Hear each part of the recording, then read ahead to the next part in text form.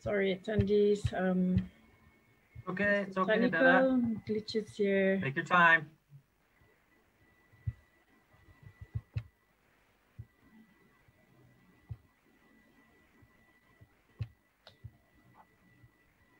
Okay.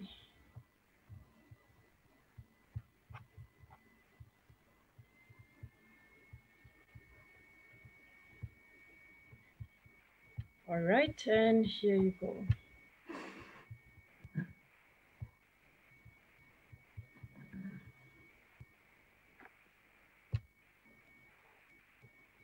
Okay, there you go. I'm really sorry for the slight glitch there, everyone. And let us now begin with a brief on the agenda for today. Shortly, we will start off with a welcome address by our chairman, Oliver himself, and followed by a welcome note by the ambassador and head of EU delegation to Malaysia. Then we will move on to a short chamber presentation by our CEO, and then the highlight for today's webinar, a keynote address by YB Khairy, followed by the final segment in the program, which is the Q&A session. So now, before we start, a few housekeeping rules, if I may mention here, to all the attendees and participants. To the audience or participants, please make sure that you have chosen a good seat or a good spot at respective spaces with good Wi-Fi signals reaching out to you. This is to avoid losing your video or audio quality during the webinar session. I kindly also request for all participants to keep your microphones on mute at all times during the session so that we could minimize the audio distractions. Last but not least, should you have any questions that you want to raise related to the topic, of course, please write it down in the Q&A box at the bottom of your screen. If time permits, we will pick one or two questions and to get YB to address them if YB is comfortable to do so, and hopefully within the 20 minutes of the Q&A segment. And now, without any further ado, I would like to invite Mr. Oliver Roach, Chairman of EUMCCI, to deliver his welcome address. Now over to you, Oliver. Thank you, Duta. Welcome address is probably a bit of an overstatement. I'll just say a very quick few words of, first of all, Ramadan Mubarak, and wishing everybody a very, very, very happy Ramadan in these challenging times.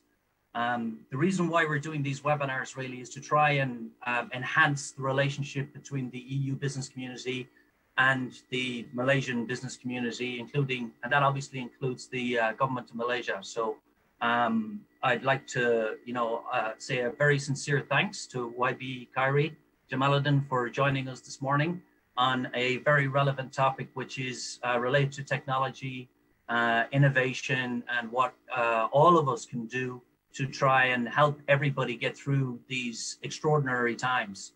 And I can say on behalf of the 1,600 companies that we collectively represent, being the EU Chamber of Commerce, which also represents 9 individual bilateral chambers, all European, of course, we will provide any and all support we can to the government of Malaysia, and we are very much looking forward to getting back into business and to doing that in a way that respects the new norms, that respects social distancing, that respects keeping everybody safe, so that we don't have a recurrence of COVID-19 like what's happening in some other countries at the moment.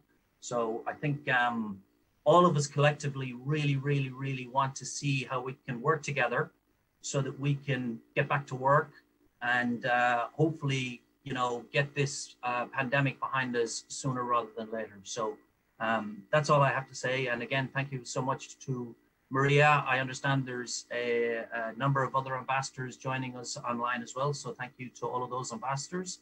And that's it. So thank you.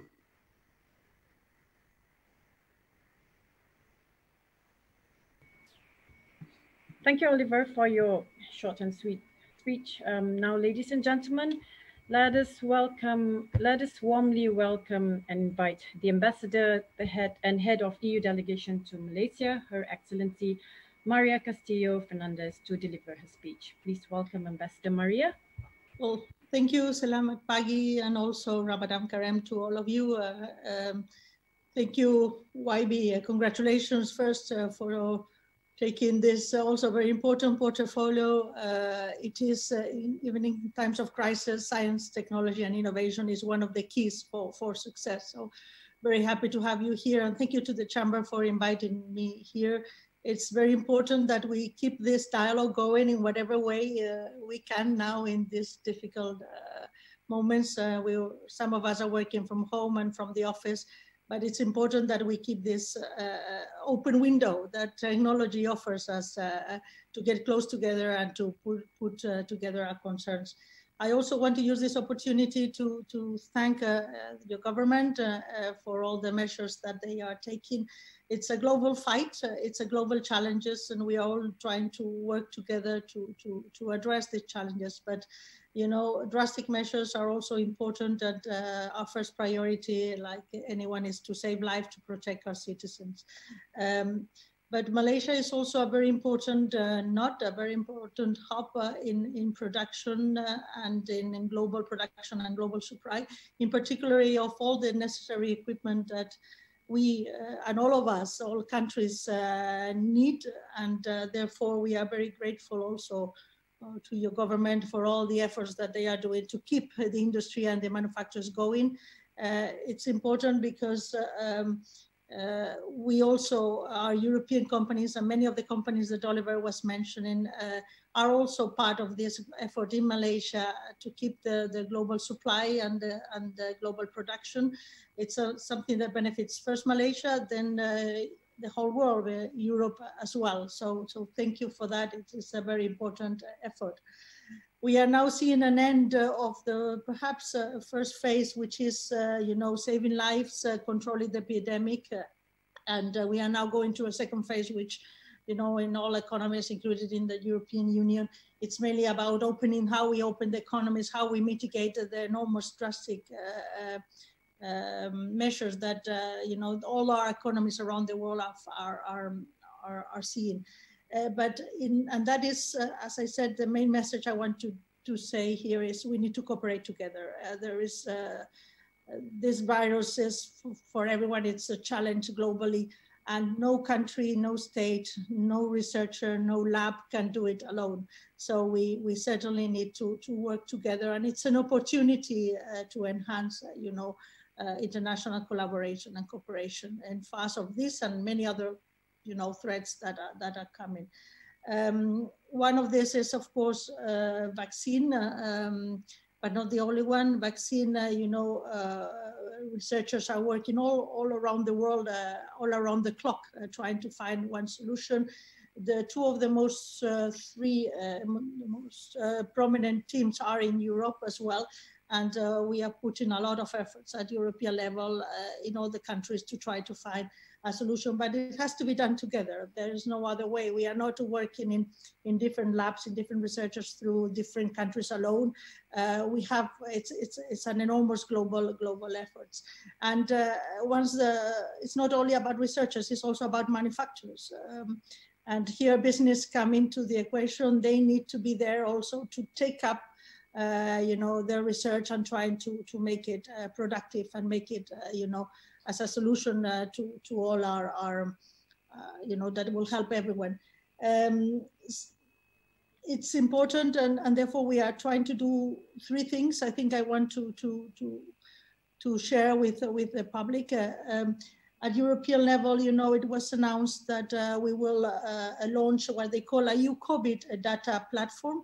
That is a research platform where all researchers can find data, can find, you know, the analysis, the findings, can share them, and that will benefit everyone. So that's in the effort to do things together. And this is part of what they call the European Open Science Cloud, which is open to all research institutes, including to Malaysian ones. So I hope to see Malaysian researchers coming into this effort.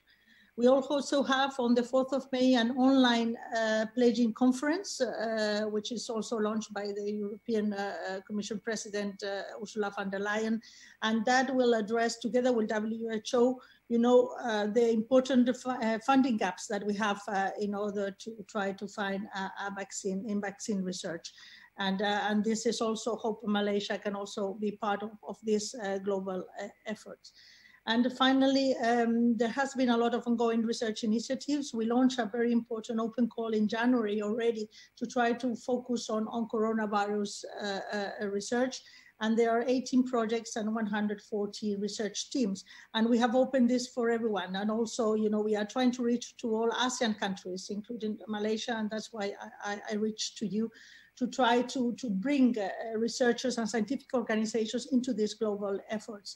This is not only about vaccine, this is about protecting equipment, this is about modeling of the spread of virus, this is about rapid diagnosis techniques and more things. So we have also, you know, to go beyond this period, we have to look at the future, what will be the new needs in perhaps not the same way that we will be doing things. So we need to keep together. It's research institutes all over the world, it's business all over the world.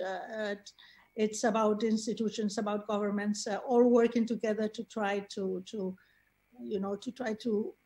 find solutions and fight this pandemic and others that will come. So collaboration, and I hope we can, you know, this is an opportunity for more research collaboration between Europe and Malaysia today and beyond. Thank you. Thank you for your very informative speech, Your Excellency, Ambassador Maria. And next on the list, ladies and gentlemen, please welcome Mr. Sven Schneider, the CEO of EU-MCCI, to deliver a short presentation about the EU Chamber. Over to you, Sven. Thank you, Duta, and from the EU-MCCI team and myself, Selamat Ramadan, Selamat Buka Puasa, especially tonight, obviously. I welcome all our Muslim and all participants, the viewers on Facebook Live. I'm really excited we have so many people interested in this speech, and a special welcome to our speaker today, Khairy. I'm sure everybody's excited to hear more from him, so I keep mine very short. I think EU-MCCI is a very unique organization, and I just wanted to bring that a bit up in this short presentation. We are promoting business interests here in Malaysia, EU business interests, and we're facilitating trade, commerce, and investments between the region and Malaysia itself. We're doing this via many projects and initiatives, and I hope that in the future we can probably initiate some also with MOSTI. So we're looking forward to do that actually together with the EU delegation and our companies. Having said that, a quick word about how many companies we're actually representing. Next slide. Our chairman mentioned already, thank you, Oliver, for that. We have about 1,600 direct and indirect members. And why did I say we are a bit unique? Because we are a chamber of chambers. As you all know, there are many bilateral chambers which are representing the different European countries. And they are, again, member of EU-MCCI.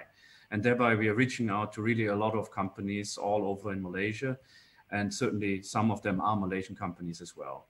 And we are covering a lot of important industry sectors, some which are suffering quite a lot at the moment. If you look at the top of the list, aerospace, which includes also air transport, automotive, also to some extent, certainly suffering at the moment.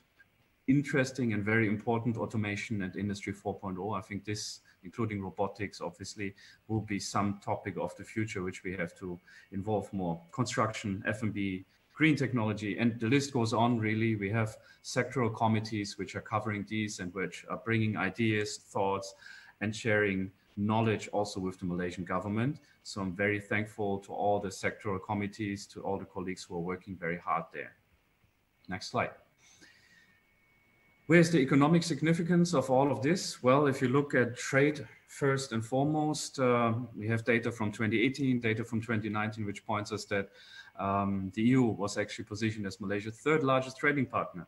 And that means quite a bit for the country, I would say, but that is particularly in 2018.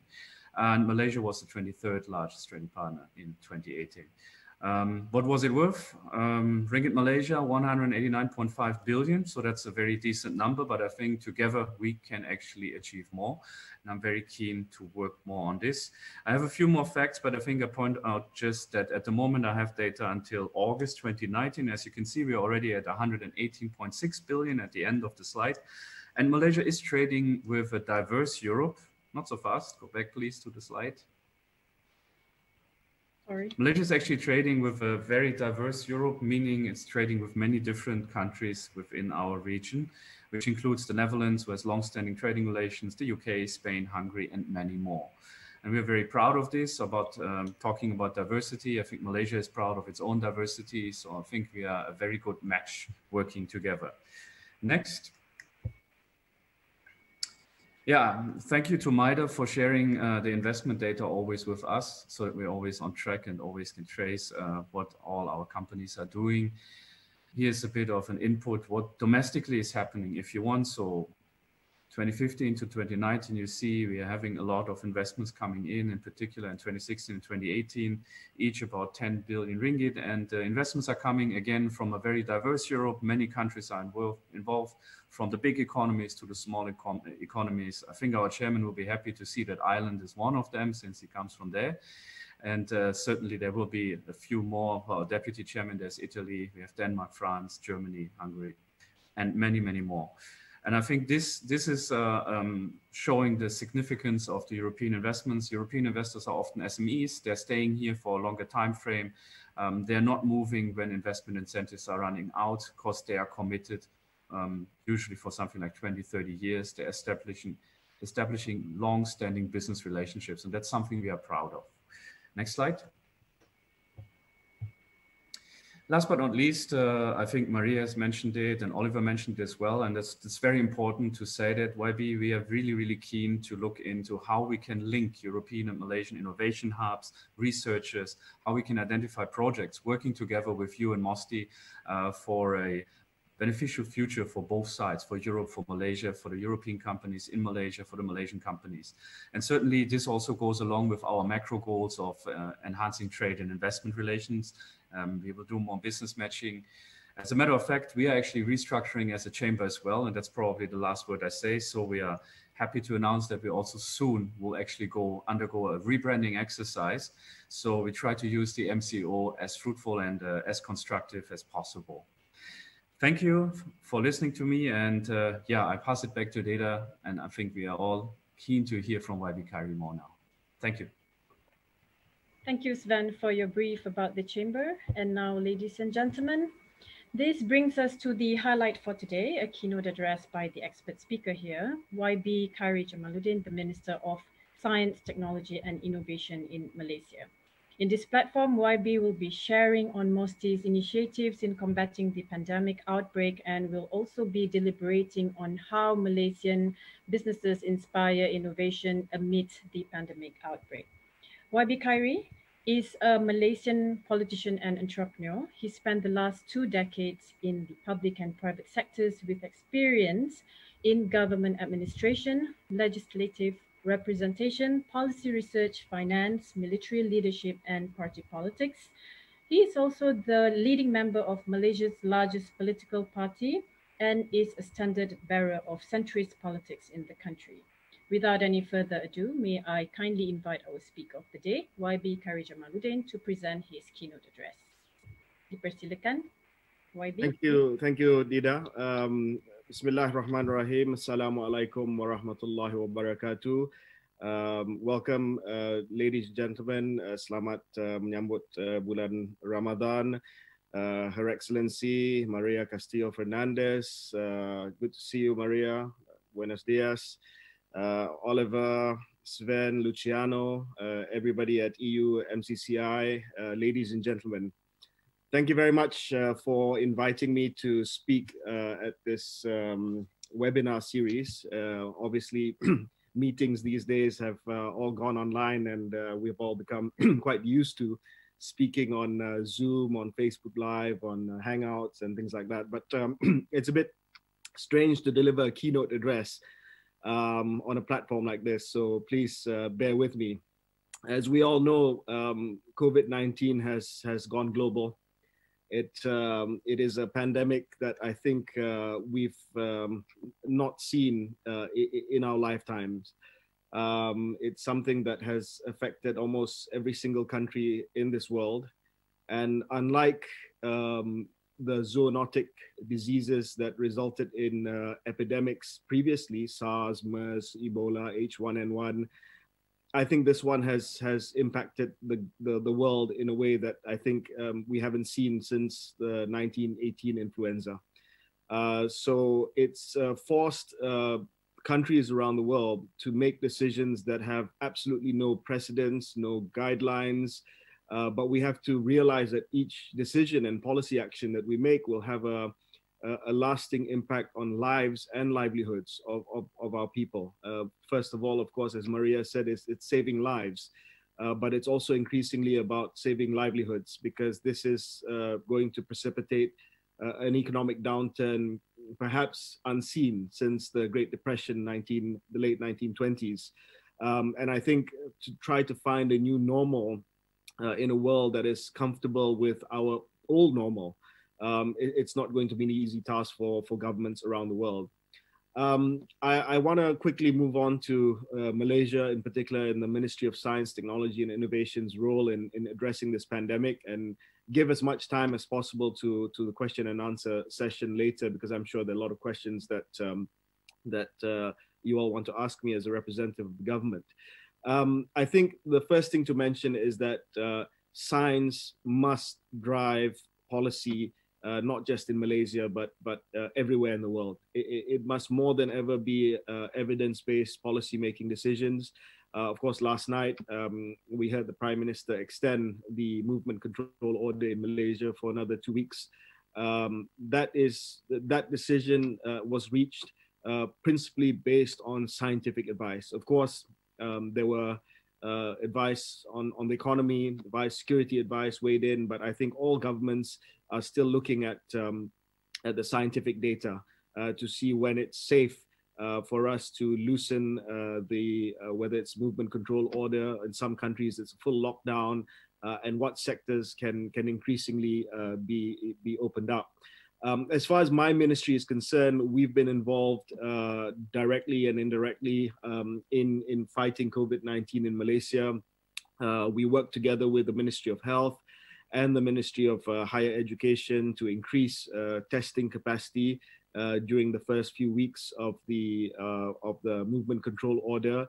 I think the testing capacity at the public laboratories and of course the public hospitals was limited, and we had to open up our research labs, the labs at universities, basically a government-wide approach towards a screening. And obviously, Malaysia's screening has been, for us, satisfactory. It's not mass screening as we've seen in other countries, but we've taken a targeted screening approach. This is using the RT-PCR method, but we've also ordered these rapid test kits, which will enable us to test quicker.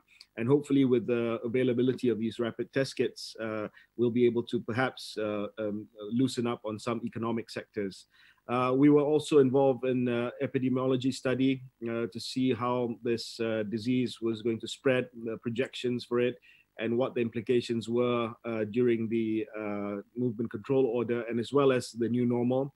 My ministry, of course, under the Malaysian Genome Institute, has undertaken whole genome sequencing of the viruses that were found in Malaysia. And this is very, very important. A lot of people ask to explain that in lay terms. Basically, when we get the genome sequencing of the virus, you get the genetic data of the virus.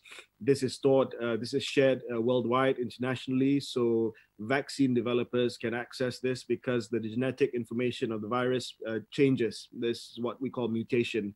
Mutation occurs, and unless you have a good idea on how the virus has mutated in certain countries, you won't develop an effective vaccine that can be used around the world. We've also been involved in building applications and advising on building applications for contact tracing, for smart tracking. So we've got an application that the Ministry of Health has launched, My Sejahtera, that's a self-health assessment application, as well as showing where the hotspots are. We're also developing a contact tracing application for the Ministry of Health. The back end is all Ministry of Health to ensure that when the MCO is loosened and lifted, we can keep track of close contacts. We don't keep track of people's location. We respect their privacy. I think there's a delicate balance between privacy and also there's a delicate balance between privacy right now and also effective utilization of technology to monitor contact tracing. But we have to make sure that we don't turn into a surveillance state and people are happy with how the government is respecting personal privacy. We've also reached out through our science and technology ecosystem and universities, researchers, to really encourage local innovation. So, one of the first things I did was to create a special email account at the ministry where if you have any idea, if you have any innovation, you can just write in and we'll see how we can collaborate with individual researchers and universities to do this. And this has resulted in a ton of innovation, whether it's the basic sort of innovation from people printing out on their 3D printers, face shields, to supply PPE to hospitals, to researchers at universities repurposing some of the robots that they have into robots that deliver medicine, food to patients in the hospital. And we've piloted this in a few of the hospitals. We've also have active project teams working aggressively on applications, not just the robots, but disinfection robots with UV lights, teleoperation capabilities. So these are things that, necessity is the mother of invention. And I think in this crisis, there's tremendous opportunity for innovation because the innovation is not needed, 2 years, 5 years, 10 years down the line, but it's really about getting it to market today, now. I want to move on a little bit to the sort of general sentiment in Malaysian businesses and innovation. Obviously, COVID-19 has had a tremendous adverse effect on the economy. It's not clear how bad this is going to get. It's not clear whether this is a U-shaped recovery, whether this is a V-shaped recovery, whether it's a W-shaped recovery, whether it's L-shaped recovery. I don't think anybody has a accurate forecast on this. But it has become clear that COVID-19 will result in the most disruptive economic episodes of our lifetime. And we are already seeing terrible signs. The global stock market negatively impacted, consumer retail slump. And of course, as mentioned earlier by Sven, the aviation sector, airlines, fleets have been almost entirely grounded. But I believe that, every dark cloud has that lining. It's tough to see from now and we're all frustrated. We can't go out. We can't get back to work. Businesses have had to ask people to, take unpaid leave or lay off their workers. But, the SARS outbreak in 2002, 2004 saw the emergence of platforms like Alibaba, and 2008 financial recession disrupted the market and resulted in, companies that came up, startups that came up. So I think the crisis of this magnitude presents an opportunity to shift the business model into new business models for the new normal. I know for a lot of businesses, this is it's easier said than done. And some of you may say it's easier for policymakers and politicians to say that, but I think we're all in this together. And we have to recognize that there is going to be some pain. I don't think sugarcoating this and saying that there's not going to be any pain will be truthful or helpful. But I think in order to stabilize the economy, it is important that we re-strategize our efforts to provide science-based recommendations and innovations to steer sectors to shift to the new business model. Now, what we need now is for the public and private sectors to become more innovative, to see this massive digital onboarding. So one of the immediate strategies that the Malaysian government is going to do is to do something that we should have done, to be honest, last 10, 15 years, which is a huge and massive digital onboarding of small, medium businesses, of individuals, so that, in the new normal where physical and social distancing is more common, where working from home will be more common, it's easier to reach out to more people in that way. And I'll give you an example. I think countries who have digitally onboarded their companies and their citizens in a massive way have faced COVID-19 on the front foot. So they were able to deliver education online, not worrying that a significant segment of the student population didn't have access to high-speed internet, didn't have access to technology. They were able to send cash assistance immediately into e-wallets, and people didn't have to worry about having to go out to the banks and taking out the money that the government was channeling to them. So these are basic things that I think we need to get immediately right post COVID-19. And we've just had a meeting on this at the Economic Council, and it's a low-hanging fruit that we want to make sure that we can take full opportunity or full advantage of because of this realization among people that you have to be on board, you have to be digitally on board, and it's also resulted in a shift in both consumer business behaviors.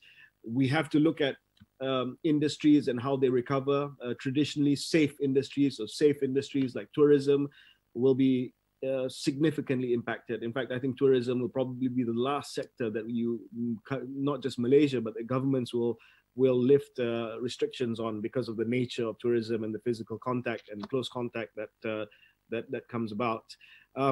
So these changes in behavior will mean that there will also be a shift from basic supply chain, where in a pre-COVID-19 world that's centered around human contact, to a supply chain that will instead be based on technology, such as, of course, robotics, AI, and more digital platforms. And this is something that I think we look forward to working together with the companies under EU MCCI, because there's a lot of innovation that will take place in that space. And we want to make sure that Malaysia comes out of this adapting to this new supply chain that is less reliant on physical and human contact, and more reliant on advanced technologies. Companies which are currently providing services using digital platforms will have the opportunity to expand their coverage and get new market clients, while companies with a more conventional business model now obviously have that chance to shift to this new business model. And we've seen that companies, I don't want to name specific companies, but big online e-commerce companies have expanded their products and have pivoted quite successfully. They used to be selling clothes and essential supplies and retail items. Now they've been onboarding farmers from our Cameron Highlands region who were having problems in the first week. If you remember, they didn't have access to logistics because of some restrictions in the first week of the MCO, and they had to dump some of their vegetables. So, companies who are nimble were quick to get these farmers online and digitally onboarded. And now, you can buy fresh fruits and vegetables from farm to source through these e-commerce platforms. Another e-commerce company has launched a small business relief program, providing financial relief to, of up to 3,000 ringgit to their small businesses who list on their platform. So it's not just the government, but I think it's businesses and e-commerce entities who are already involved, reaching out and seeing how they can onboard more businesses online. Under my ministry, we also have a funding ecosystem for startups, and those funding agencies, Cradle, MavCap, and also Malaysian Debt Ventures. So we're working hand in hand to trying to see how we can, one, keep the tech companies afloat. We had a survey done recently where, in the next 2 months, most startups in Malaysia, 40% of startups in Malaysia will run out of cash. Their runway doesn't extend beyond the next 1 or 2 months. So I'm working together with the Ministry of Finance to see what intervention package we can come up with for startups. Obviously, startups are different from your normal small businesses that the government has already announced certain measures for, loan moratorium, wage subsidies, and the like. But we need a more targeted intervention for the startups, because if we don't do this, then we'll lose a generation of entrepreneurs who are really at the cutting edge of this new business model that I spoke of earlier. I want to move on to the importance of open science. This is what Maria spoke about just now, and the offer from the European Union, which I welcome wholeheartedly this morning. Thank you, Maria, for that offer. And you know, as I mentioned to you in our conversation just before coming onto this platform, we really need a global coordination in terms of scientific research. But not just in terms of finding a vaccine or in terms of finding the most effective drugs that can treat COVID-19, but also in adapting to this new norm, in adapting to new supply chains, the new business model. I think it has to be a platform where we can share the science and the technology. I spoke at UNESCO 3 weeks ago. We had an online Ministers of Science meeting hosted by UNESCO. First meeting, multilateral meeting that I attended online. And, you know, I think there were representatives from more than 130 countries. All of us spoke. You can imagine how long that meeting took. We all committed to open science. We all committed to the fact that if COVID-19 has shown us, has demonstrated anything, is that science and research is a global public good. It cannot and should not be hoarded. Of course, there are systems of incentives and commercialization that should make it worthwhile for people to go into science. But I think in a time like this, you know, the concept of it as being a global public good must be reinforced. I'd like to also take this opportunity to emphasize open science as a means to unlock solutions to both, you know, the health challenges that we face today, but also the real economic challenges through data sharing and the highlighting of best practices. And I believe that this will serve to accelerate solutions around the world. Open science will also promote a more open collaboration of scientists globally, increasing the quality and impact of science through the efficient use of available resources. And we advocate this in Malaysia. We've recently initiated an open science initiative through the Malaysian Open Science Platform. So in this context, I welcome what Maria said just now about collaboration, and we would like to see where our researchers can participate together with the EU institutions and the EU researchers in vaccine development, in genomic sequencing. I recently had a meeting on Tuesday with our foreign minister, Dr. Jamaluddin, with the Minister of Health, Dr. Adham. So we've created a task force with Wisma Putra, the Ministry of Foreign Affairs, the Ministry of Health, and the Ministry of Science to see how we can advance scientific diplomacy. Malaysia wants to participate in the global race to find a vaccine for COVID-19. We have researchers who are currently researching vaccine candidates here. Unfortunately, as far as the manufacturing capacity is concerned, we don't have a manufacturing plant for human vaccines in Malaysia.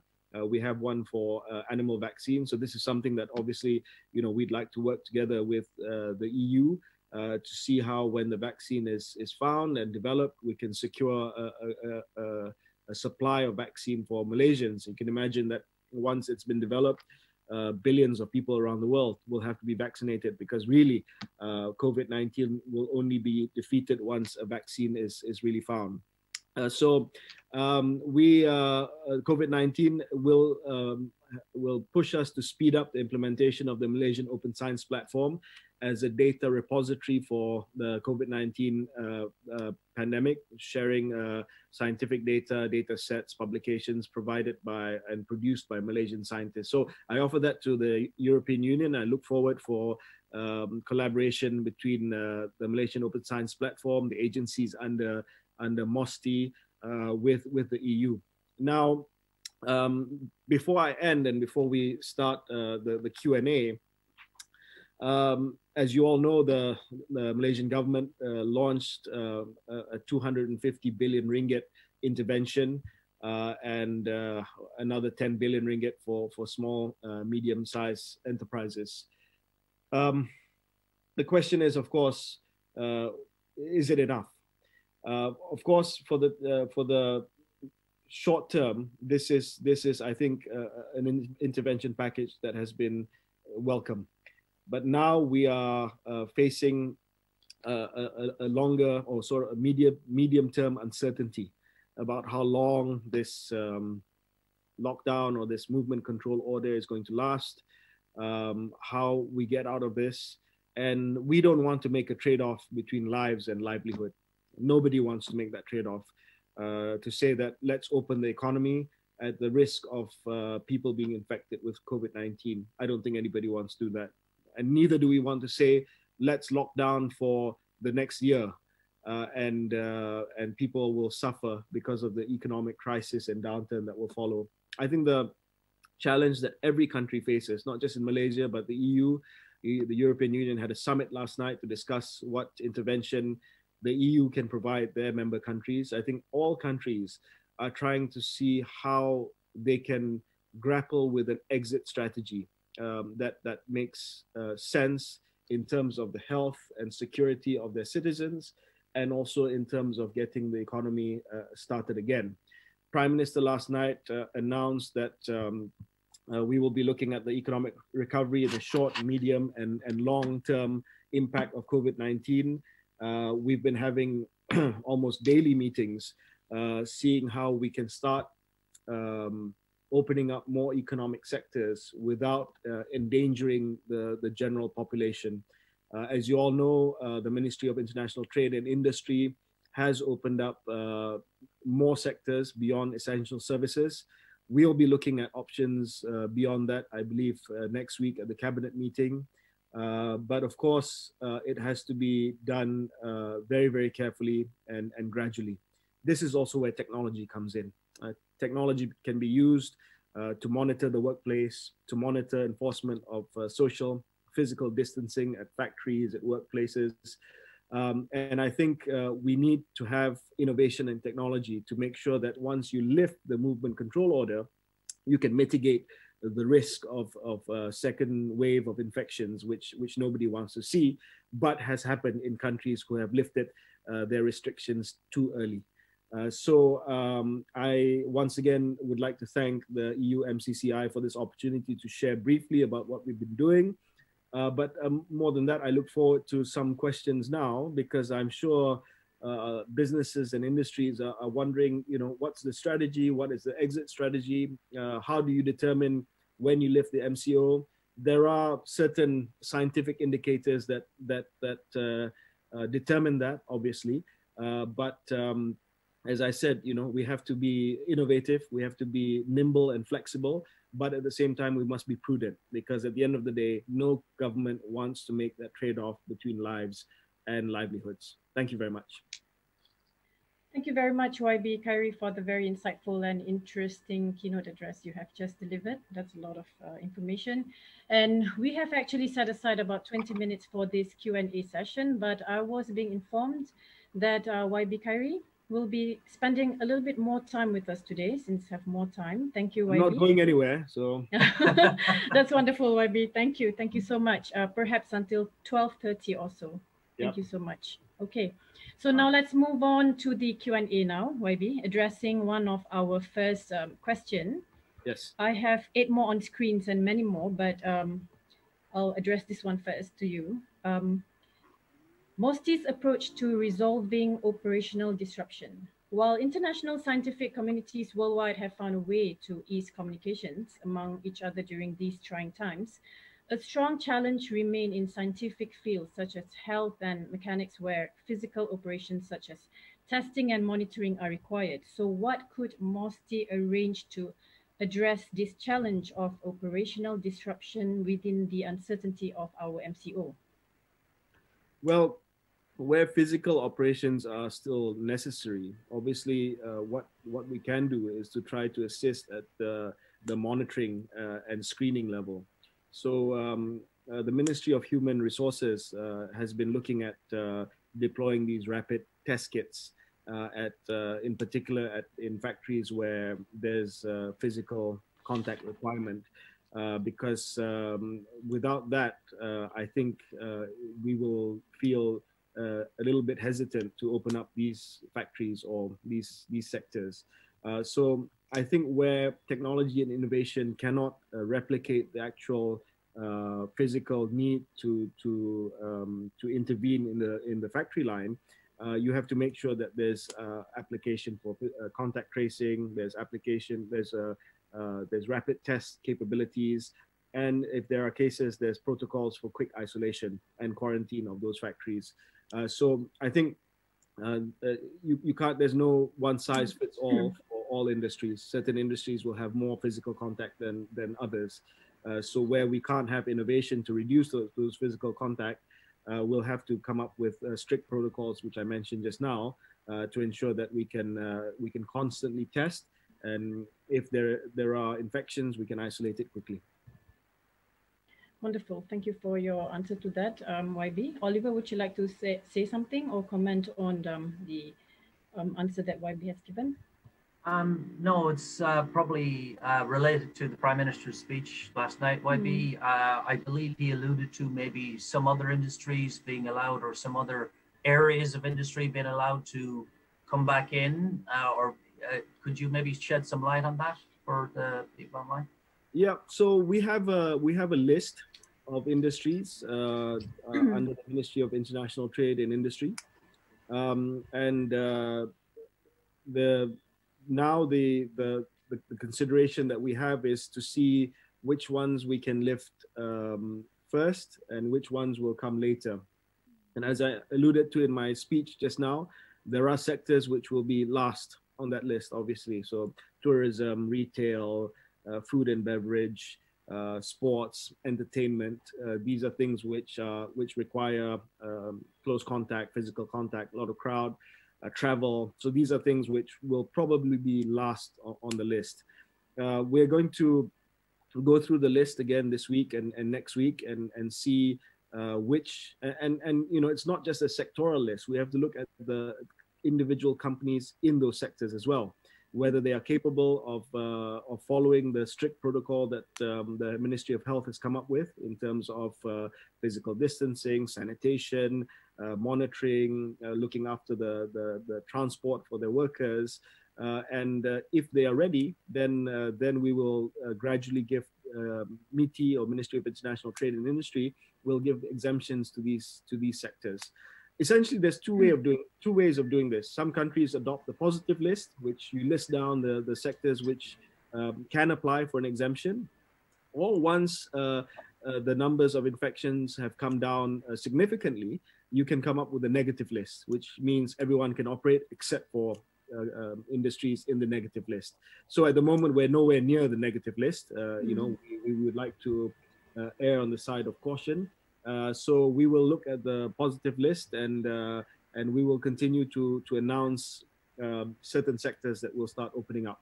So previously it was essential services. Then we started, we added to that a few other industries, and I'm sure that the Ministry of International Trade will add on to that list in the next week or so.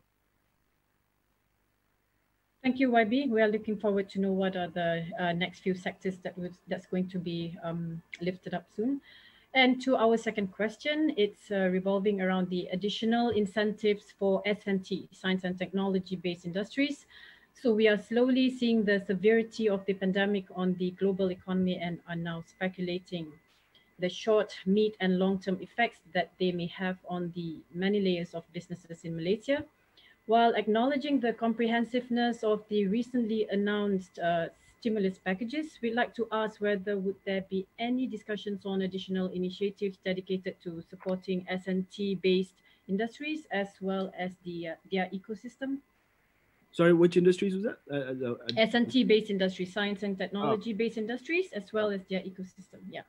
So we've been having a stakeholder consultation with S&T companies, with tech companies, tech startups. We've tried to listen to their concerns, and obviously some of them are covered under the stimulus package. Some of them are not covered under the stimulus package. So we are in discussions with the Ministry of Finance to see if something can be announced for the tech sector, especially the startups, immediately in the next week or so. I'll be announcing something. But the broader science and technology sector will have to continue with the dialogue with the Ministry of Finance. Every single country is facing challenges in terms of the fiscal space that they have, which is not to say that we don't have any more fiscal room for maneuver, but we've recognized that COVID-19 is not a 1 month crisis. It's going to be here for at least the next 12 to 18 months until the vaccine comes on tap. So I think every government has to leave enough fiscal room for maneuver and not use entirely up their fiscal bullets in the first 2 or 3 months. I think we need to leave that option on the table for us in the next 6 months, the budget for next year, to ensure that we can continue to assist Malaysians to recover. Wonderful, wonderful to know. Ambassador Maria, would you like to add anything to what YBKJ has already mentioned? Or would you like to comment anything on that? Well, I think that, it's as we said before, research and business have to go together in this fight. So, whatever, and you need to listen. And I'm very happy that you are speaking with all stakeholders. Please also bring European business, which are also part of those stakeholders, the ones that are in Malaysia, into that consultation. It's very important that we manage to speak and to see a bit.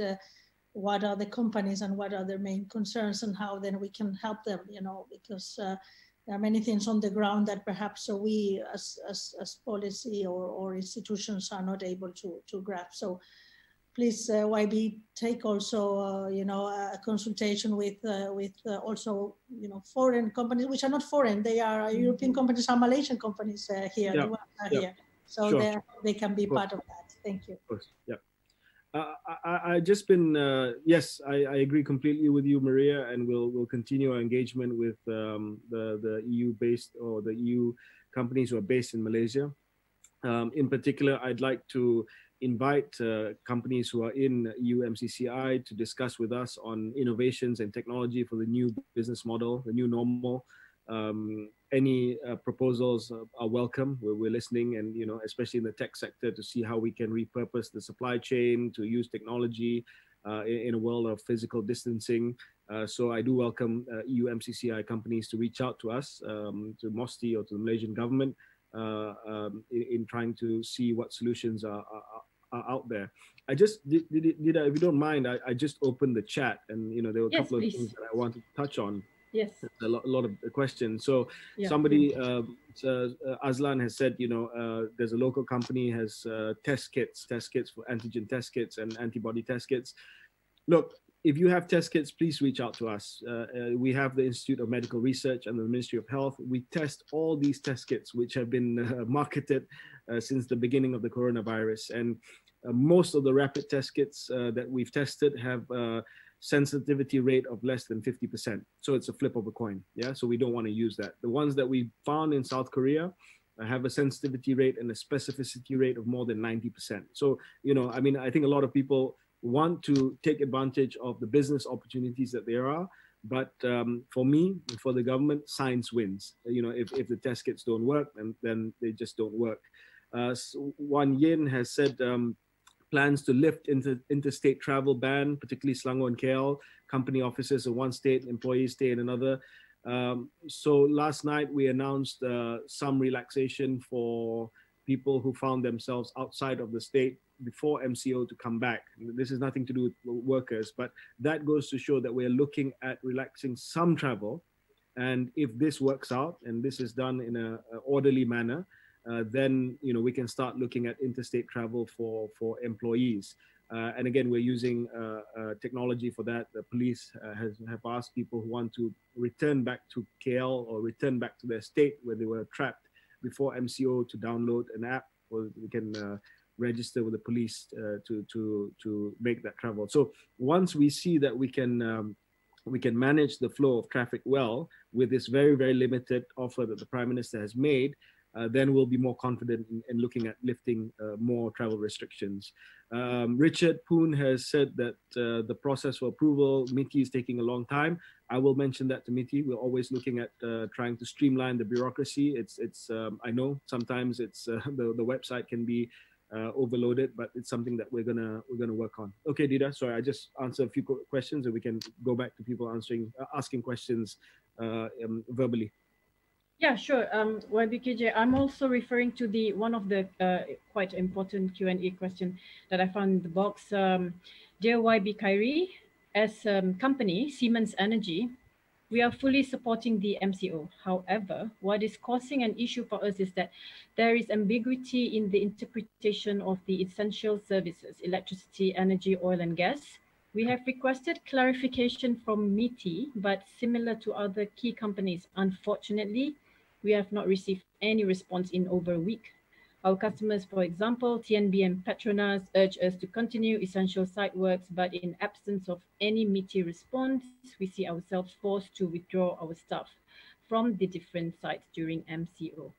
Do you have any advice how the government / MITI can provide quickly clarity in this regard? It's from Andres Pischo, CEO of Siemens. Yeah, thank you, Andres. My colleagues at the Ministry of International Trade and Industry obviously doing very, very good and important work. But there are companies who I have personally assisted who have successfully argued that they're part of essential services. Sometimes the supply chain is a complex thing, and the supply chain is a very granular thing. You have to really understand every single component of the supply chain of essential services, and sometimes that slips through the net. So for Siemens, my email is kj Kilo Juliet at mosti.gov.my. Please email me. Anybody else, any other industries that are out there that may have issues with whether or not you qualify on the positive list or the essential services, it's Kilo Juliet, kj at mosti.gov.my, and I'll be happy to take this up with the Ministry of International Trade and Industry. It's all hands on deck, so it's not Ministry of Science trying to get involved with what MITI is doing. We're all pulling our weight here. So please get in touch with me and I'll have a look at it. Okay, thank you for your wonderful input for that, YBKJ. So back to our question from the from our questions from the chamber, revolving around the role of institutions under MOSTI. How strongly have you involved agencies, GLCs, companies with limited guarantee, CLG, and statutory bodies under MOSTI to carry out the ministry's current pandemic management initiatives? Well, I mean, as I said, all hands on deck, really. 1 week after I was appointed, MCO was announced. I didn't even have the chance to be briefed by all the agencies, and there was a reorganization of ministries. So there's some agencies which are new to MOSTI, which we haven't had the chance to integrate into the ministry. But the great thing has been that, as I said earlier, this has been a government-wide approach. From the meetings that I've attended, cross-ministerial meetings, from the meetings that I've had in my ministry, there's no agency, no statutory body, no government-linked company that has been sidelined or that's not been brought on board. In fact, even agencies which I wasn't really aware what their functions were before, are proactive in coming up and saying that, look, we have solutions for certain gaps in policy making right now. So please let me know if there are issues with agencies who have not been involved. Okay, we will do that. And next question would be challenges faced by MOSTI. Working remotely is the order of the day, even for those in the administrative spectrum. How much of a challenge has this posed for MOSTI and its agencies in the execution of its operations, and what steps have you taken to overcome these challenges? We have about, we're not a frontline ministry, so about 85% of our staff are at home. And the remaining 15% are the senior management, myself, my deputy minister, and of course the secretary general and the senior directors. And it's not been a problem. I think government has functioned as an essential service, and I don't mind sharing with the participants. We Some meetings are done online, and there was complaints on social media this week. Why can't ministers meet online? Why do you have to have physical meetings? There is a simple answer for that. At the moment, some meetings are done online, but more sensitive meetings are done in person because we're concerned about cybersecurity and the ability to encrypt end-to-end video calls right now, especially at this particular point in time. So we do practice social distancing when we meet up, but other than that, we're quite nimble and we're online. So the question from Dennis, YB, there are 3 types of COVID strains according to Cambridge. Which strain is relevant in Malaysia? Is there any research on how COVID is spread in Malaysian environment, i.e. weather, temperature, aircon environment, etc.? So this issue of the 3 strains now is under question. I just had a chat with my director of the Genome Institute yesterday to better understand the 3 strains of COVID-19 in Malaysia or that exists. So he says that this information is now contested. So what we are doing is we are trying to sequence as many cases as possible in Malaysia. So we're starting with about 18 cases throughout the different periods of infection to see the genetic mutation on the virus. And that might also explain the environment. It doesn't just explain the mutation that happens due to the host, but also to the environment in Malaysia. So the Genomic Institute is doing that right now. So it's still ongoing. Yep. Okay, thank you for that. And I have one question here from the Q&A box as well, from Durga. Thank you for it's something about Bitcoin actually. Thank you for the insightful information, YB. My question is whether the technology of Bitcoin can now be used and encouraged to face the economical struggle due to COVID. What do you think of that? Well, cryptocurrency is something that we need to continue to monitor. There are regulatory issues with cryptocurrency that not just Malaysia, but many governments are still looking at before we move towards a fully digital cryptocurrency. But beyond that, I think the technology behind cryptocurrencies like Bitcoin, which is blockchain, I think will be an important technology for use in the post-COVID world. It will accelerate certain sectors because obviously blockchain will mean that it's more transparent and also you can track the origin of a contract, you can track the origin of goods and services in a much more transparent manner. And I think this will result in seamless applications for customs clearance, for trade financing. So I think the technology behind cryptocurrencies, blockchain, will be important in the post-COVID world. But as far as cryptocurrencies are concerned, it's still a work in progress as far as the regulations are concerned. Okay, thank you. We hope YB have answered your question, Durga. And the next one is from Hanani. A great deal of the uncertainty about COVID-19 is linked to the misinformation that is circulating about it. Public who react more fearfully to this novel pathogen. How MOSTI plans to curb misinformation with convincing science communication initiatives to the public, with scientists playing authoritative role in public education and discourses, especially those in rural areas. Yeah. This means using simple layman terms, less jargon, and more solution-driven and positive outlook in this time of certainty. What do you have to say?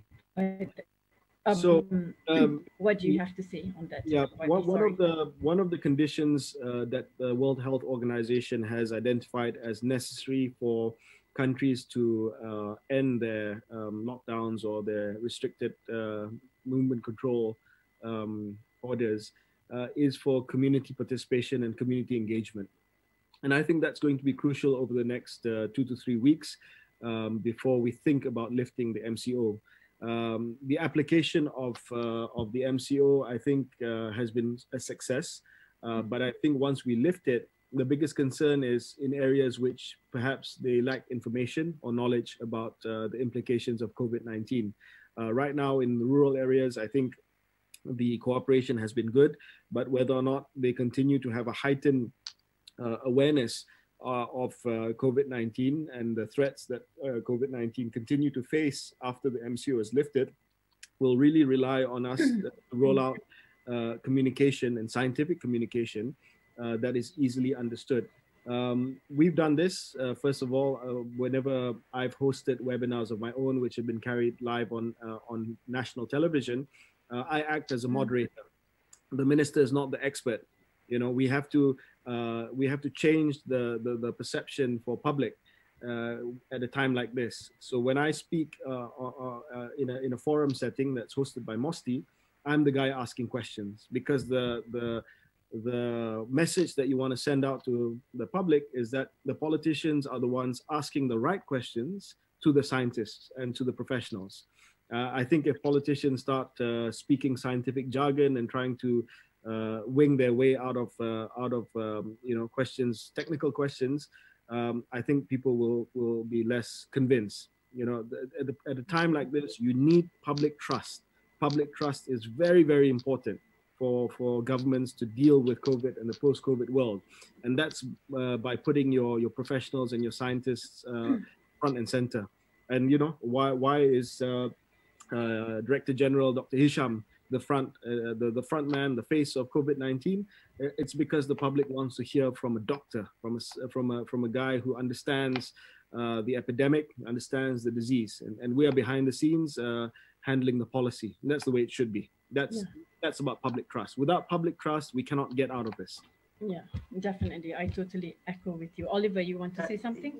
Yeah, YB, I mean, we're entering a new reality, and even though are a new norm, new reality, I guess, after the lifting of the MCO, but I mean, obviously, I think everybody's anticipating there's going to be some new rules or regulations to ensure that this thing doesn't come up again until we actually get a vaccine, right? I mean, so even though the MCO may be lifted, there's going to be a new norm, which is going to be still probably social distancing, et cetera, until we actually get a vaccine in place, right?